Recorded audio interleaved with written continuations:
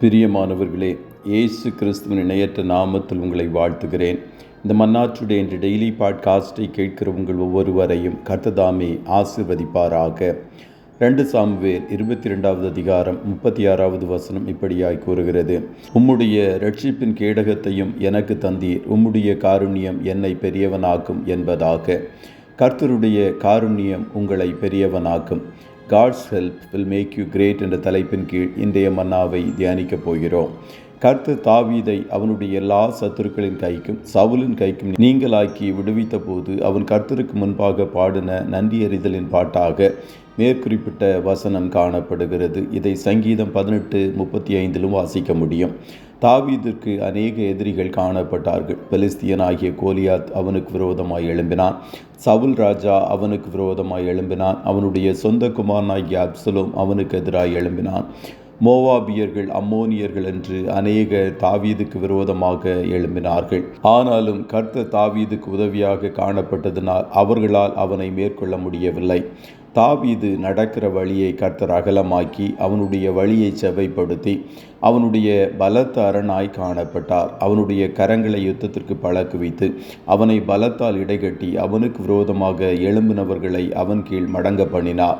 ஆகையால் அவன் வர வர பலத்து பெரியவனானான். கர்த்தருடைய பிள்ளைகளை, ஒரு புதிய மாதத்திற்குள் பிரவேசித்திருக்கிறோம். உங்கள் கண்களால் காணக்கூடாத அநேக சத்துருக்கள் உங்களுக்கு விரோதமாய் எழும்பலாம்.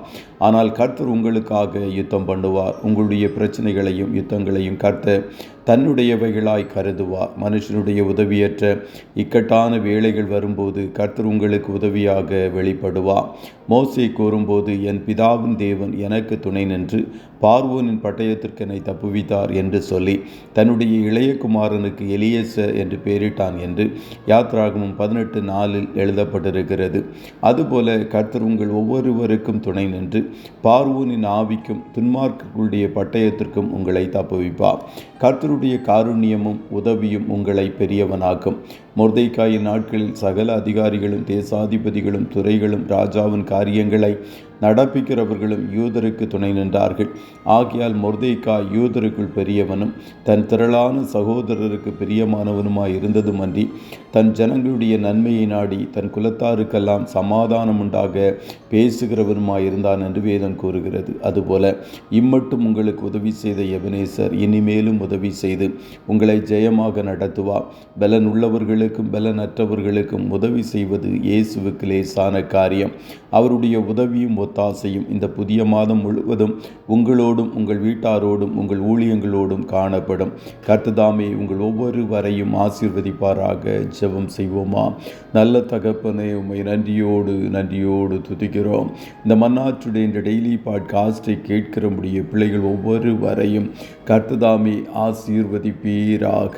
அப்பா, உம்முடைய காருண்யமும் உதவியும் உம்முடைய பிள்ளைகளை இந்த மாதம் முழுவதும் நடத்தட்டும், இவர்களை பெரியவனாக்கட்டும் என்று சொல்லி ஜெபிக்கிறோம். உம்முடைய தயையெல்லாம் இவர்களுக்கு முன்பாக கடந்து போகும்படி செய்வீராக. ஜீவனுள்ள நாளெல்லாம் நன்மையும் கிருபையும் என்னை தொடரும் என்ற சங்கீதக்காரனைப் போல நன்மையும் கிருபையும் உம்முடைய பிள்ளைகளை வாழ்நாளெல்லாம் தொடரட்டும் என்று சொல்லி வாழ்த்துகிறோம். இவர்கள் கையிடுகிற ஒவ்வொரு வேலைகளையும் ஆசீர்வதியும். காரிய சித்தியை கட்டளையிடும். போக்கிலும் வரத்திலும் உடனிரும். கண்மணி போல காத்தருளும். நன்மையானவைகளை பேசுகிற இயேசுவின் இரத்தத்துக்குள்ளாய் ஒவ்வொருவருடைய ஆவி ஆத்தும சரீரத்தை கொடுத்து இயேசுவின் நாமத்தில் ஜெபிக்கிறோம் நல்ல பிதாவே. ஆமென்.